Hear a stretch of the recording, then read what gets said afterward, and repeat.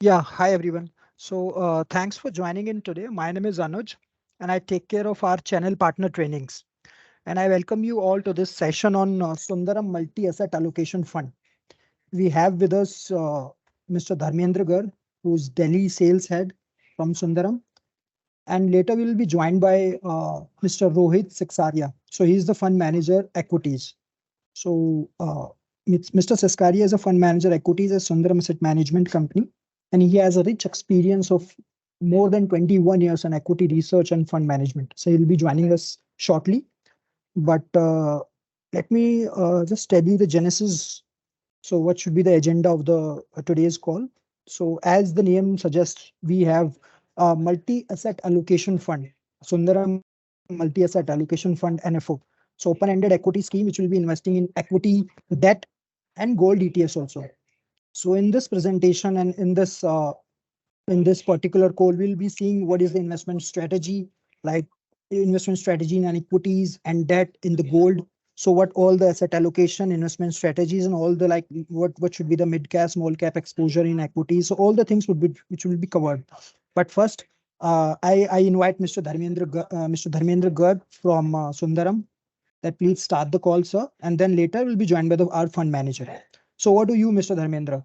And I request you, the session should be in like 60-70% Hindi and 30% English. तो मोर आप हिंदी में रखना ज्यादा और इंग्लिश में. Thank you. Over to you. Thank you, Anuj. I hope it's visible and audible to me. I believe Yes, it's yes. yeah.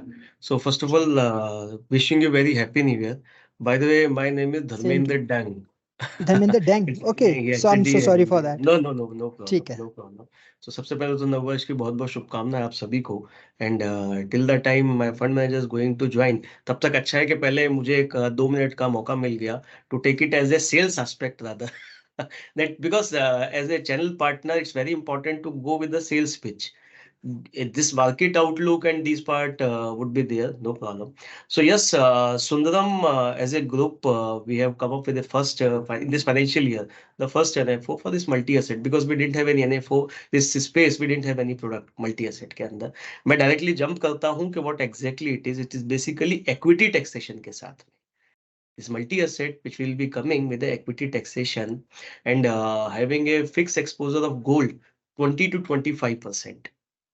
I directly came to the crux directly. वो सारा कुछ Rohit our fund manager will explain you everything, market outlook और सारा कुछ. But why 20-25% fixed gold? मैं सिर्फ एक ही point add up करूंगा. Because multi asset as a category says equity, debt or any commodities. So I am keeping commodities as a gold and not a dynamically as a fixed component I'm talking about. So this is what the thought process, because somehow it works as a shock absorber. So it works as a shock absorber. So now my colleague fund manager Mr. Rohit already has joined. So I'll hand it over to him rather to add up one point because जी हमने discussion किया कि this fixed component I am having. So further, why this fixed component, why everything? So this will be done by Rohit only. So Rohit, welcome to you all. So well, this is a call for Centricity partner for us, and their channel partners along with us. Close to 50 partners are there. Session would be there in Hindi majorly. This is the reason, Rohit, I have chosen you.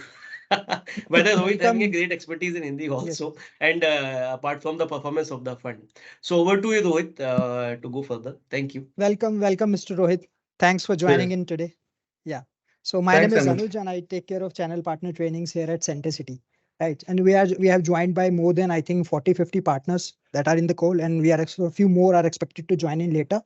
But yes, thanks for joining in. और आज का जो session है that should be like in moreover in 60-70% should be in Hindi, right? 30% in English. No So problem. yeah, over to you, sir. Thanks. ठीक है. Thanks, Anuj. Anuj, can you allow this file sharing so that I can share the presentation? You can share it, sir, right away. No, it says only organizers and presenters can share. My login It's is a not to the disable. It's presenters a login. disable. It's disabled. It's disabled. So from where? Okay, let me check. अच्छा, while Anuj checks for this, let's start. Basically, multi-asset allocation fund, उसके बारे में आज बात करेंगे. तो start with multi-asset है क्या? मेरे पास equities हैं, debt है, commodities हैं. वो तीनों को मिलाकर के मल्टी एसेट एलोकेशन फंड बन जाता है. तो fund Now you में- can present, Rohit. Yeah, now can I got present. it. Yes, Thank you. thanks.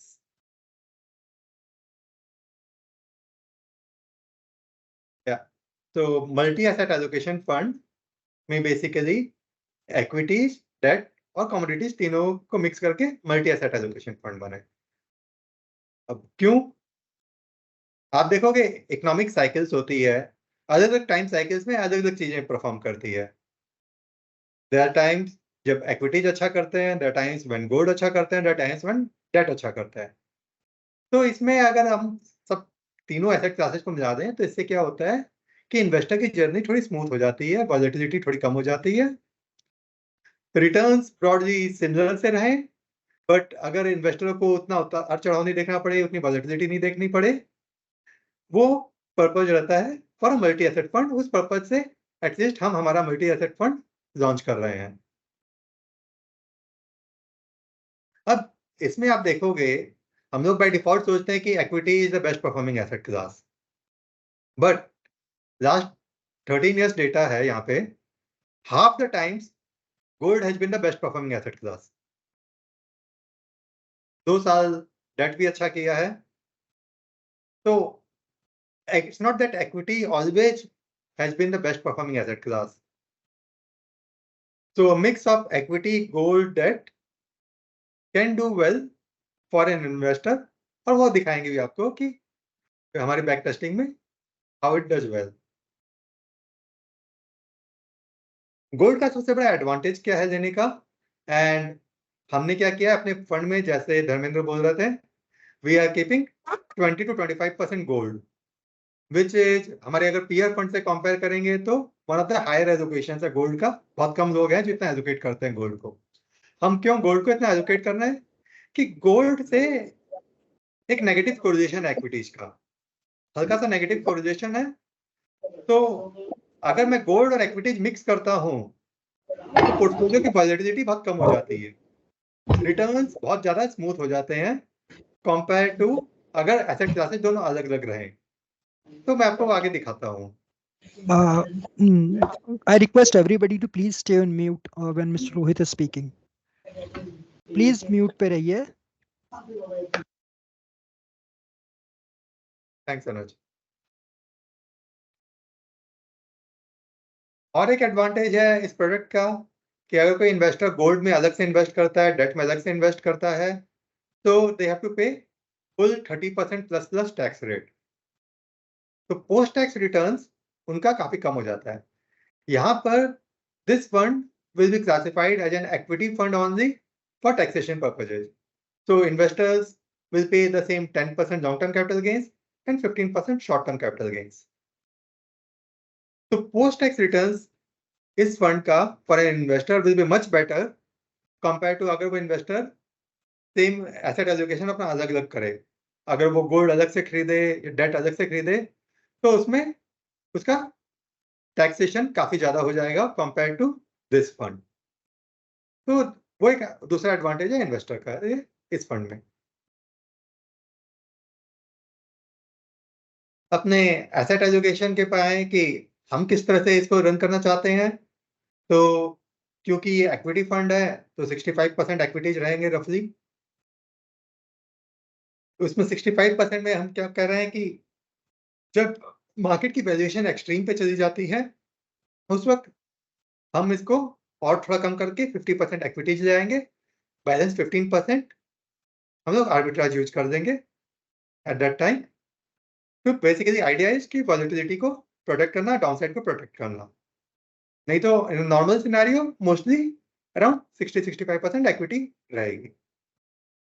Gold with in commodities मैं आपको दिखाऊंगा कि हम सिर्फ गोल्ड की क्यों बात कर रहे हैं। हम सिर्फ गोल्ड लेंगे और गोल्ड का एलोकेशन 20 से 25% रखेंगे। जैसे मैंने बताया उससे एडवांटेज हमें क्या मिलता है। एक gold is a good commodity to invest in. Gold के जनरली रिटर्न्स बेटर रहते हैं अमंग द कमोडिटीज।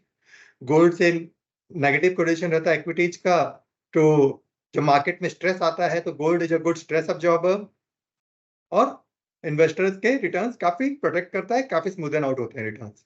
तो गोल्ड को 20-25% रखेंगे, डेट बैलेंस रखेंगे 10-12%, उसमें मेनली फोकस G-Secs पे रहेगा, सेफ डेट पे रहेगा।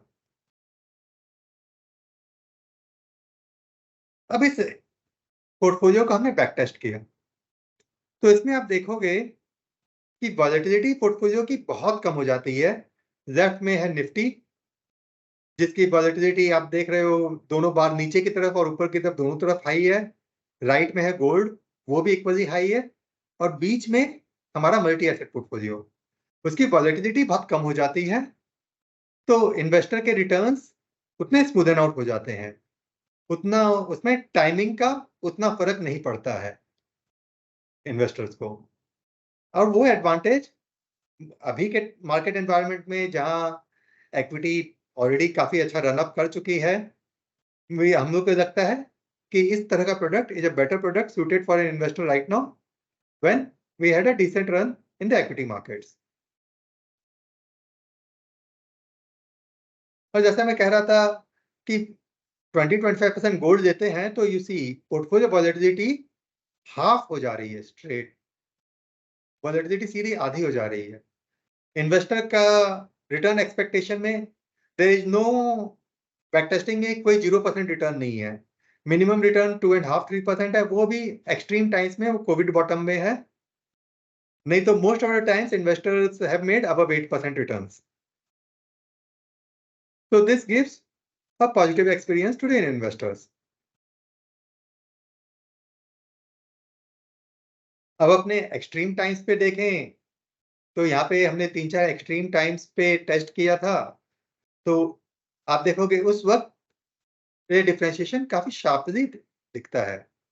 2013 का टाइम हो, 15-16 हो, 20 हो, 22 हो, जब इक्विटी मार्केट शार्पली गिरे, गोल्ड एक्चुअली ऊपर गया उस टाइम पे, जिसने प्रोडक्ट पोर्टफोलियो को प्रोटेक्ट किया और नेट रिटर्न्स इन्वेस्टर्स के काफी बचे। पोर्टफोलियो में ड्रॉडाउन बहुत कम था, है ना, multi asset portfolio compare to equity market. तो बिकॉज ऑफ दिस एक्सपीरियंस, इस कारण से हम लोग गोल्ड को रिलेटिवली हाई 20-25% एक्सपोजर रख रहे हैं कि ये एक अच्छा शॉक एब्जॉर्बर रहेगा इन्वेस्टर के लिए। जहां भी वॉलेटिलिटी बढ़ती है, जैसा कि पीपल एक्सपेक्ट कर रहे हैं कि 2024 will be much more volatile year, तो उस तरह के एनवायरनमेंट में higher allocation to gold will be much more better.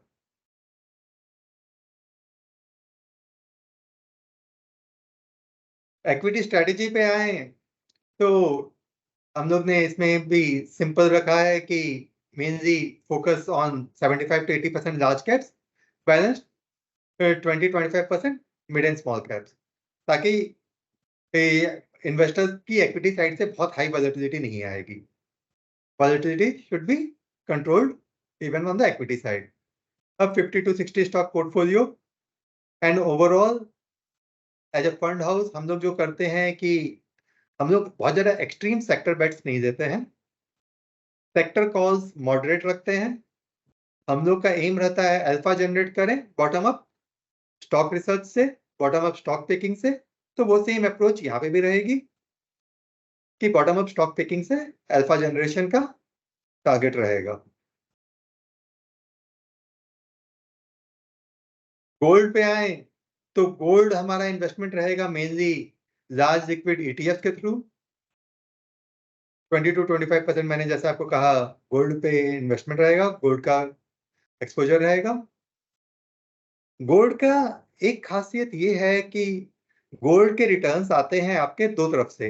एक तो गोल्ड इटसेल्फ एप्रिशिएट करता है, दूसरा अपना रुपी डेप्रिसिएशन जो होता है US डॉलर के अगेंस्ट में, वो gold is the best asset class to capture that. हर साल रुपी 3-4% डेप्रिशिएट करता है और वो रिटर्न स्ट्रेट गोल्ड कैप्चर करता है। उसका क्यूमुलेटिव इफेक्ट मैं आपको दिखाता हूँ थोड़ी देर में। ये एक क्वेश्चन हमारे पास काफी बार आता है कि आप सिर्फ गोल्ड ही क्यों दे रहे हो, और भी तो इतनी कमोडिटीज है, क्यों नहीं दे रहे हो। तो जैसा कि आप इस चार्ट में देख सकते हो, ये 25 साल का चार्ट है। लॉन्ग टर्म एवरेज कोई भी आप पीरियड ले लो उसमें 25 सालों में, on a medium to longer term gold best performing commodity class है। Gold is the largest commodity, most liquid commodity and still the best performing commodity compare to all other commodities. जब largest most liquid commodity is the one which gives the best return to investor, तो नाम के वास्ते क्यों दूसरे commodities में जाना है। दूसरा एडवांटेज मेरे को गोल्ड से ये मिलता है कि गोल्ड का, जैसे मैंने आपको बताया, कमोडिटीज ये इक्विटीज से नेगेटिव कोरिलेशन है, जबकि बाकी कमोडिटीज का इक्विटीज से थोड़ा पॉजिटिव कोरिलेशन रहेगा। तो गोल्ड मेरे को ज्यादा अच्छा डाइवर्सिफिकेशन देता है, स्टिल रिटर्न्स वाइज कमोडिटीज में बेस्ट है। तो इसीलिए हमने कहा कि इमेज सिंपल रखते हैं, will be only in gold and in no other commodities. Similarly equities में हम लोग ने सिर्फ फोकस किया है कि सिर्फ डोमेस्टिक इक्विटीज में रखेंगे, no international equities. Idea is very simple कि इंटरनेशनल इक्विटीज में इक्विटी मार्केट सारे कोरिलेटेड होते हैं। ऐसा नहीं है कि आपके डोमेस्टिक मार्केट, इक्विटी मार्केट और इंटरनेशनल इक्विटी से कोई हमें मेजर डाइवर्सिफिकेशन बेनिफिट मिलता है। तो और मुझे यहाँ से बैठे मैं क्लेम नहीं कर सकता कि मैं यूएस में कोई stock pick, alpha generating stock pick मैं जनरेट कर सकता हूँ, तो मैं वैसा कोई एडवांटेज भी नहीं है। उल्टे टैक्स में मेरे को डिसएडवांटेज रहता है इंटरनेशनल इक्विटीज में। जो इक्विटी टैक्सेशन की हम बात कर रहे हैं, that is only for domestic equities. अगर इंटरनेशनल इक्विटीज हो तो उसको वो इक्विटी टैक्सेशन एडवांटेज नहीं मिलता है। तो इसलिए इसमें हम सिर्फ डोमेस्टिक इक्विटीज रख रहे हैं, नो इंटरनेशनल इक्विटीज। रोहित, सो ये जो एक बार प्रीवियस स्लाइड पे जाना, सो इसमें MCX गोल्ड का रिटर्न आई मीन गोल्ड से ज्यादा क्यों है, and basically what is the like difference between the two. So MCX gold मैं समझ गया, ठीक है, MCX पे जो गोल्ड है, सो बेसिकली आई थिंक ये तो MCX पे तो I think all the future markets आज ट्रेडेड इन MCX, राइट? ठीक है, सो ये जो गोल्ड है ये कौन सा वाला गोल्ड है, और like what is the difference between the two? वो गोल्ड ETF है और ये MCX गोल्ड है, वो स्लाइड डिफरेंस है। और थोड़ा तो ये भी हो गया कि MCX में 25 साल का डेटा नहीं है, तो वो थोड़ा डेटा एक्स्ट्रापोलेटेड भी है MCX का डेटा। अच्छा, तो उस कारण वो डिफरेंस है, वो थोड़ा डेटा में, वो थोड़ा डेटा एनोमली है। नहीं तो वो आपका डिफरेंस 0.5% टाइप का रहेगा, उससे ज्यादा नहीं रहेगा डिफरेंस। ठीक है। तो जैसा कि मैं आपको बता रहा था कि गोल्ड आईएनआर डेप्रिसिएशन कैप्चर करने के लिए बेस्ट एसेट क्लास है। तो जैसा कि आप देखोगे 17 से 22 का साल पीरियड में 70% गोल्ड अप्रिशिएट किया, 70% उस 70 में से 30% रिटर्न आया करेंसी से, आईएनआर डेप्रिसिएशन का। 40% रिटर्न आया गोल्ड से का यूएस डॉलर में, और 30% रिटर्न आया करेंसी डेप्रिसिएशन से। तो टोटल रिटर्न इन्वेस्टर को इंडिया में 70% मिला गोल्ड से। तो आगे भी करेंसी डेप्रिसिएशन अपना 3 to 4% करेंसी डेप्रिसिएशन का एवरेज रेट रहा है, एंड गोल्ड उसके लिए बेस्ट परफॉर्मिंग एसेट क्लास रहेगा।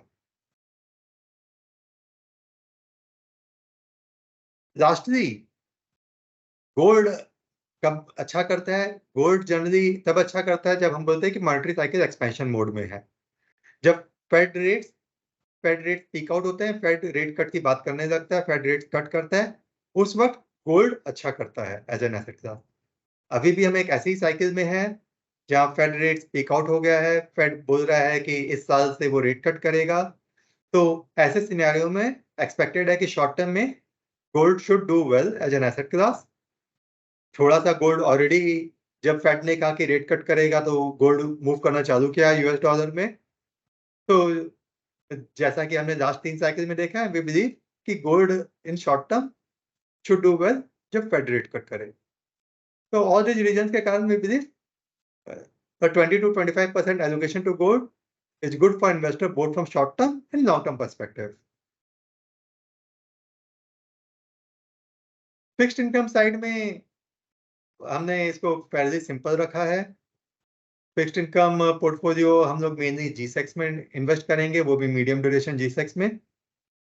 यहाँ पे आइडिया ये था कि द सेम G-Secs को हम लोग मार्जिन मनी के रूप में यूज कर सकते हैं। जब हमें आर्बिट्राज पोजीशन लेनी हो तो यही G-Secs को हम मार्जिन मनी के रूप में यूज कर सकते हैं। तो यहाँ पे सिंपल G-Secs में रहेंगे विथ मीडियम ड्यूरेशन। तो ओवरऑल जो हमारा ये मल्टी एसेट एलोकेशन फंड है, रफली फोकस यहाँ पे सिंपल सा है कि एक लो वॉलेटाइल फंड हो जहाँ इन्वेस्टर की जर्नी स्मूदर हो। तो उसलिए हमने 65% इक्विटी रखा है, तो ऑलमोस्ट 25% गोल्ड, 10% डेट, और वो हमने जैसा आपको दिखाया बैक टेस्टिंग में, वो हेल्प करता है इन्वेस्टर की वॉलेटिलिटी कम करने में, उसकी जर्नी स्मूदन करने में, और अगर उसमें हम टैक्स बेनिफिट मिला दें तो पोस्ट टैक्स रिटर्न्स और बेटर बन जाते हैं फॉर इन्वेस्टर। एंड ऐसा लोअर वॉलेटिलिटी प्रोडक्ट अभी के मार्केट एनवायरनमेंट में, जहां मार्केट ऑलरेडी काफी रैली किया है, हम ये लगा कि will be a good product for an investor at this point in time. तो अभी मेरी तरफ से इतना ही। Happy to take questions.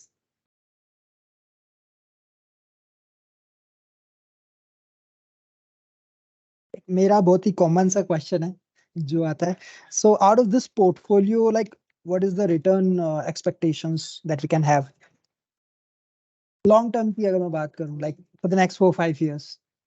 Category नहीं है, कैटेगरी तो आपने देखी है, कैटेगरी का लॉन्ग टर्म रिटर्न है आपके पास, तो सिमिलर रिटर्न से इस फंड में भी आना चाहिए जो कैटेगरी ने रिटर्न दिया है।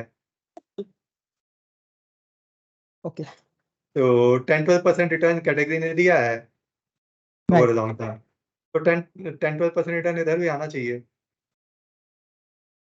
so whole idea is this ki with minimum volatility, and if you are getting around 10, 11, 12% return, so I think this is very good for the investors who are seeking long term capital appreciation plus some exposure in gold plus some exposure to equities and the taxation of the equities. Yes, I think this is the whole idea if investor wants to invest in this fund, right?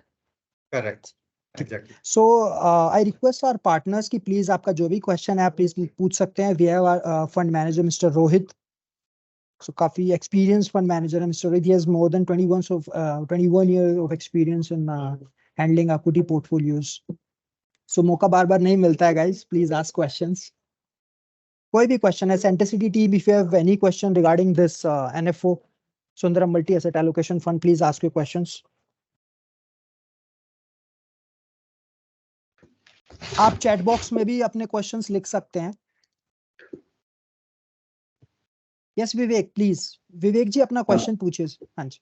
हाँ sir, मेरा एक question है कि ऐसा ही fund Nippon का है multi asset, उसमें उन्होंने 50% इक्विटी रखी है और 25% इंटरनेशनल इक्विटी है और बाकी गोल्ड और सिल्वर में है, और लेकिन उसकी टैक्सेशन जैसे आपकी बेटर है वैसी नहीं है, दैट इज बेस्ड ऑन वो कैपिटल गेन्स का जो होता है ना इंडेक्स, इंडेक्सेशन बेनिफिट है.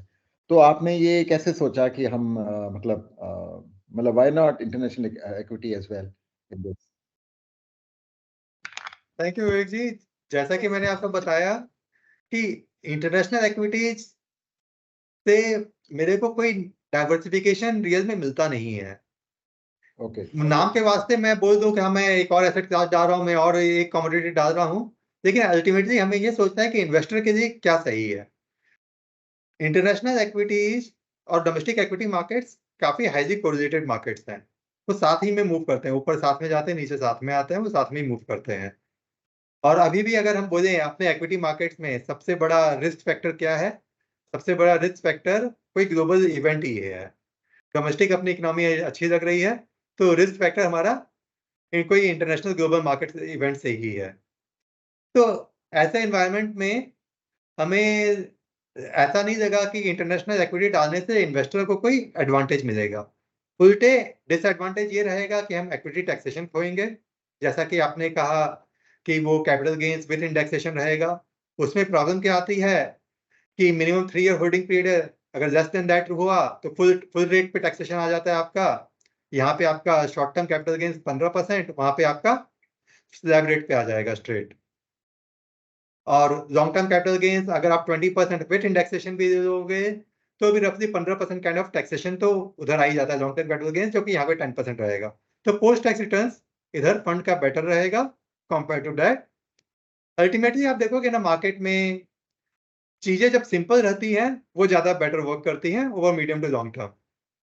वो सुनने में अच्छा लगता है कि हम ये भी कर देंगे, वो भी कर देंगे, इधर भी हम एलोकेट कर देंगे, सही टाइम पे हम ये कमोडिटी में भी घुस जाएंगे, सही टाइम पे उसमें भी चले जाएंगे, लेकिन रियल लाइफ में वो होता नहीं है.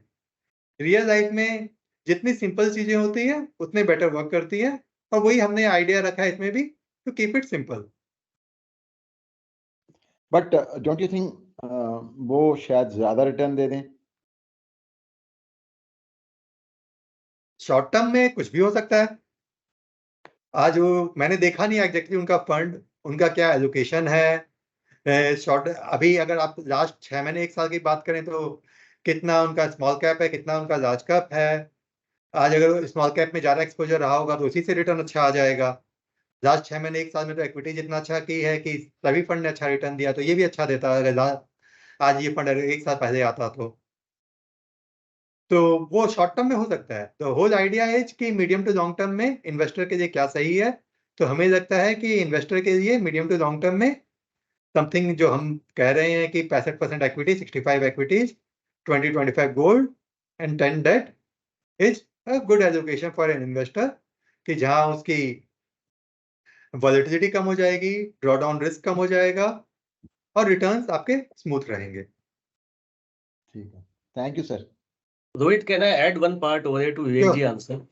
विवेक जी, एक इसको सीधे शब्दों में यूं कहूंगा जो रोहित ने बताने की कोशिश करी, ये गोल्ड ऐड करने का 20 से 25% यही इसका लॉजिक है, to control your volatility, the whole idea. जब, और इसके अंदर सबसे एक एडन पार्ट है, जब आपका इक्विटी परफॉर्म नहीं कर रहा तो गोल्ड परफॉर्म करता है।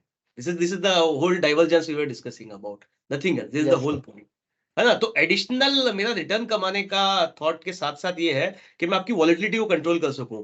रोहित जी की एक आपने अगर स्लाइड देखी हो, जब 3 साल और 5 साल के अंदर अगर आप नेट स्टैंड अलोन अगर इक्विटी लेते हैं या स्टैंड अलोन गोल्ड लेते हैं, वो नेगेटिव रिटर्न दे सकता है। बट अगर the mix of 25% of gold रखते हैं, वो पोर्टफोलियो कभी भी नेगेटिव रिटर्न नहीं दिया। ये 3 और 5 साल का बैक टेस्टिंग डेटा है जो रोहित जी ने भी आपको दिखाया था। That's it, thank you. Thank So you, with sir. so with low volatility and with around Exactly. 10, 11, This is 12% returns, हाँ यही स्लाइड की मैं बात कर रहा था। रोहित जी ने भी हाँ आपको जी, दिखाया कि अगर आप 3 साल में देखेंगे तो नेगेटिव रिटर्न नहीं है, आप 5 साल में देखेंगे नेगेटिव रिटर्न नहीं है। वही मैं स्टैंड अलोन अगर गोल्ड रखता हूं या स्टैंड अलोन अगर निफ्टी लेता हाँ हूं तो there is a chance of negativity. So it's idea to give you shock absorber with a controlled volatility. इसका फर्स्ट स्लाइड रोहित सर, मुझे क्या इसकी सबसे पहली स्लाइड दिख सकती है क्या सर, जो हमने वो पंच लाइन दे रखी है? आई बिलीव वो शायद आपके पास नहीं होगी, वो मार्केटिंग वालों के पास में हम लोगों के, हाँ, वो हम मेरे लोगों पास ने नहीं है। हाँ नहीं, आई अंडरस्टैंड रोहित, वो हम लोगों ने पंच लाइन ये दे रखी है, add as a gold, add as a shock absorber once equity is not performing. Thank you, thank you. I Yeah, think Rohit, over to you. total the whole idea, yeah, one point I'd also like to mention over here, sir. So the इस fund का whole idea ये है कि अगर आप to all the partners also, like if you are adding 20% gold in our portfolio, so वो आपकी volatility पूरी half कर देता है, जैसे कि हमने slide में देखा. So for those हाँ, ये तो आप सही investors बता रहे हैं, जो थोड़ी आपको सी बोलते दोबारा हैं, सुनिए। विवेक हाँ। जी, सो फॉर दोज इन्वेस्टर्स जो आपको ऐसा बोलते हैं कि मुझे वो पोर्टफोलियो चाहिए जो ज्यादा वोलेटाइल ना हो, जो ज्यादा माइनस में ज्यादा ना जाए और ना उठा पटक ज्यादा कम हो, उसमें स्टैंडर्ड डेविएशन उसकी कम हो, रिस्क उसमें कम हो, सो उन इन्वेस्टर्स के लिए एक परफेक्ट फंड है, बिकॉज 20-25% ऑफ गोल्ड इसमें आ जाता है। पूरी वोलेटिलिटी आप ये देखिए, लुक एट दिस, सो 5.7 से 2.8, आई थिंक यही है ना, हाँ, यही द है, हाफ रोलिंग हो गई returns volatility. volatility, yes, so volatility half हो गई just because the addition of the 20% of the gold in the portfolio. So I think as a shock absorber की आप बात कर लो या volatility की बात कर लो, so this would be a very good fund for those investors जिनको like 11-12% का रिटर्न लॉन्ग टर्म में चाहिए प्लस विद मिनिमम वोलेटिलिटी चाहिए, तो उनके लिए बेस्ट परफेक्ट सुटेड फंड है, I guess. So Anuj, we correct have this back testing एक एविडेंस था। Rohit, can be see this slide, जब हाँ कोविड के टाइम पे मार्केट ने क्या दिया और अगर ये फंड आता तो इसने क्या डिजाइन किया है। This is a covid timing, ये अभी these are the timing which Rohit sir was highlighting कि दीज आर सम एपिसोड, ठीक है, तो यू नेवर नो, तो ये एपिसोड तो it work as a shock absorber. This is the point we were highlighting कि मल्टी एसेट पोर्टफोलियो अगर आप कोविड टाइम देखेंगे 28%, ये 16%, this is the point I was highlighting, we were trying to highlight, that's it. It's a longer so answer by the way. so Nifty 50 was down by minus 28%, and this multi-asset portfolio is down only by 16%. So this is the huge difference between of 12%, right? या Absolutely. और ये Right. बाकी period में तो और भी better रहा है। Right, sir. So Thank you. thank you, Ekji, for asking your question. We have one question on chat. How Sundaram multi-asset allocation fund is different from other multi-asset allocation funds? So if you would like to answer this question, sir. Thank you. So multi asset allocation funds actually क्या है कि category एक ही है, लेकिन सब काफी अलग अलग चीजें कर रहे हैं मल्टी एसेट एलोकेशन फंड्स में। जैसे एक हम लोग अभी डिस्कस कर रहे थे इंटरनेशनल एक्विटीज, कुछ लोग इंटरनेशनल एक्विटीज ले रहे हैं, आशीष जी जैसा हम लोग अभी डिस्कस कर रहे थे। हम यहाँ पे इंटरनेशनल एक्विटीज नहीं दे रहे हैं क्योंकि हमें नहीं लगा कि उससे इन्वेस्टर को कोई खास बेनिफिट मिलेगा। दूसरा, हमारा गोल्ड एलोकेशन यहाँ पे थोड़ा हाई है कंपेयर टू, आप बाकियों का देखोगे तो रफली सबका 10 to 15% मोस्ट ऑफ देम का कमोडिटी एक्सपोजर है। हमने 20 to 25% रखा है गोल्ड एक्सपोजर, और जैसा हम डिस्कस कर रहे थे उससे हमें एक बेटर स्टॉक अब्जॉर्बर कैपेबिलिटी मिलती है, और गोल्ड के रिटर्न्स भी अच्छे रहे हैं। And during times of monetary expansion, जैसा कि हम अभी एक्सपेक्ट कर रहे हैं कि फेड रेट कट करेगा, रेट कट साइकिल में जनरली गोल्ड के रिटर्न्स भी अच्छे रहे हैं। तो गोल्ड एक्सपोजर भी हमारा हाई है compare to most of the multi asset funds.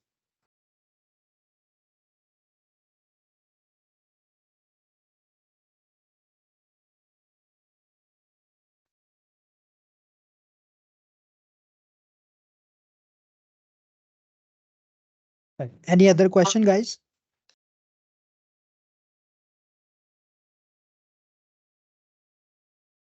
कोई भी डाउट है रिलेटेड टू दिस फंड आप प्लीज पूछ सकते हैं related to the NFO from Centricity team also, our RM's BD team members. Yes, Mr. Taha, please go ahead with your question. Yeah, hello, sir. First of all, thank you for this wonderful session. My question is that how long should one should stay in this multi-asset allocation fund? But how much time period is better for the client to stay in this? Thanks, Taha, for the question. You see, this fund is mostly for the long-term, slightly longer-term nature, because the whole idea is इस fund का कि lower volatility is smoothen the investor journey. That investor will experience only when investor is there for long term. When he invests, sees the full economic cycle and sees the performance of the fund in economic cycle, then he will see the real difference of this fund. So अगर मैं आज के current scenario में बात करूं तो 3 to 5 years time period will I say with a time horizon for the investor at least, or even longer. Thank you, sir. Thanks, Taha. There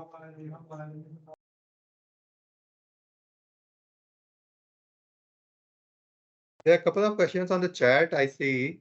Yes. एक So what है, will be the portfolio turnover ratio and what will be the top 5 sector in which we'll be investing? portfolio turnover ratio number बताना it's very difficult, but in general I am not the kind of a person who churns portfolio very aggressively. I am a bottom-up stock picker who likes to buy and hold stock for long term. So generally, if you see my other funds portfolios, whatever the turnover ratio is on the lower side only. So similar I would expect for this fund also. Sector bets की अगर बात करें, top 5 sectors, so top sector is very clear right now, which is actually common across the industry itself, is financial services, banking and financial services. वो एक sector है which is doing well, growth अच्छी है, valuations reasonable हैं, asset quality pressures अभी तक आई नहीं है, balance sheet clean है, well capitalized है, and RBI this time काफी ज्यादा प्रोएक्टिव है। जहां थोड़ी सी उनको लगती है कि कुछ प्रेशर आ सकता है, they are taking proactive measure, जैसा कि हमने अभी रिसेंटली देखा on NBFC lending, unsecured lending पे उन्होंने कैपिटल वेट्स बढ़ाए थे। तो for all these reasons we believe कि ये sector growth can continue for next few years, और उस सिनेरियो में वैल्यूएशंस रीजनेबल है।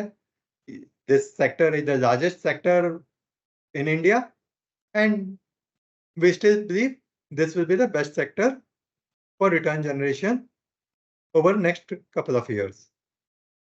So banking would remain the top sector definitely. उसके अलावा हम बात करें तो generally we have always been bullish on consumer discretionary over medium to long term, agar that comes from Indian demographics, large number of youth population, high aspirational population with incomes going up, so discretionary consumption should go up. Short term discretionary consumption में pressure दिख रहा है, but अगर हम longer term में देखें तो discretionary consumption should do well. So that's another segment where will be overweight. Third sector I will call out is pharma. Pharma as a sector right now is looking good. US में there has been some drug shortages. US में जो major price pressures थे अभी वो थोड़े abate हुए हैं. Because of that, our domestic pharma companies, especially our not domestic pharma companies, our pharma companies who are exporting to US should do well. Domestic pharma should continue to do well. जैसा हमारा consumption basket है, like discretionary consumption, the domestic pharma should move in line with that. So domestic pharma will continue to do well. So overall pharma. So those are the top 3 sectors I would say right now.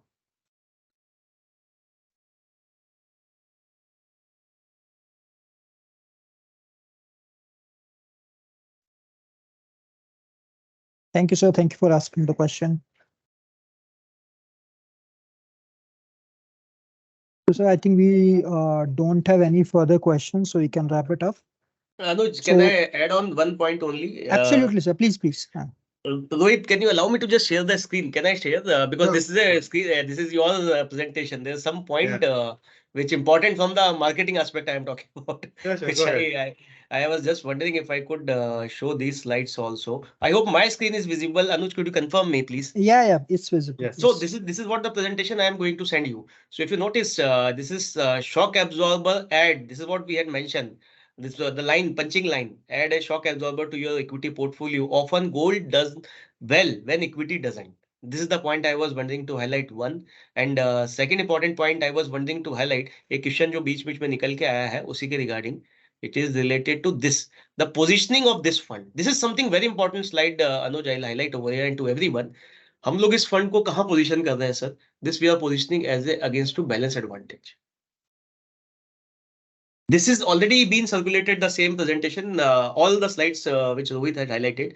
So along with this, some additional slide on the marketing basis I am highlighting too. So this is the second point I wanted to highlight. BEF के अंदर generally debt होता है जो आपकी return को काट देता है. Here we have discussed that gold never does this actually. This is what the thought process I wanted to end up. And last but not the least, we have this 30% exit load free units also in this fund. Just to end up 30% exit load free. If somebody will exit as a SWP purpose, we added this point also 30% exit load units to be free totally. This is what I'll highlight. And the last point towards the expertise of Rohit ji, I suggest we completed 5 years of Sundaram Services Fund. So the NAV in 5 years close to 28 rupees. 24% CAGR is there, sir. My financial services. So the same, my star fund manager is there. He'll be managing the same, our Sundaram multi-asset fund. This is what the last submission from our side, sir. Thank you, Mr. Dharmendra. Thank you, Mr. Rohit.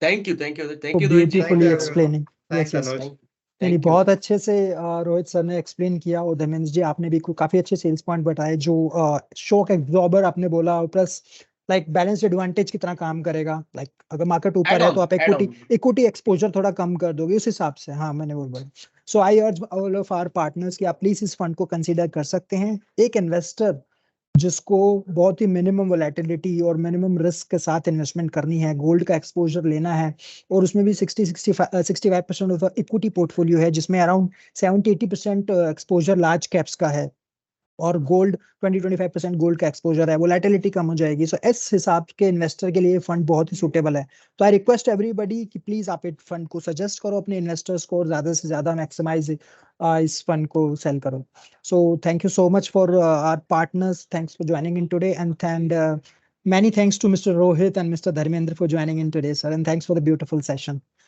Thank you. thank you